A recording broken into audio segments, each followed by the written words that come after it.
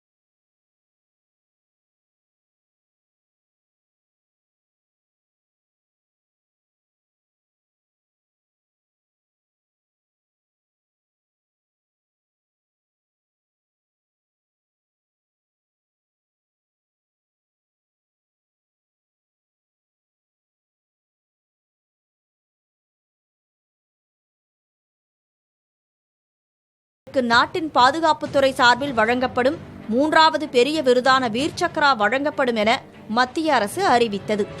அதன் அடிப்படையில் குடியரசுத் தலைவர் மாளிகையில் நடைபெற்ற விருது விழாவில் தமிழகத்தை, அதுவும் சென்னையைச் சேர்ந்த அபிநந்தனுக்கு வீர் சக்ரா விருது வழங்கி கௌரவிக்கப்பட்டது.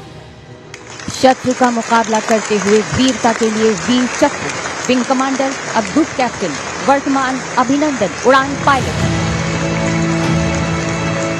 விங் கமாண்டராக எதிரிகளின் கோட்டைக்குள் நுழைந்து ஆட்டிப்படைத்த அபிநந்தன் தற்போது விமானப்படையின் குரூப் கேப்டனாக பதவி உயர்வு பெற்றிருக்கிறார்.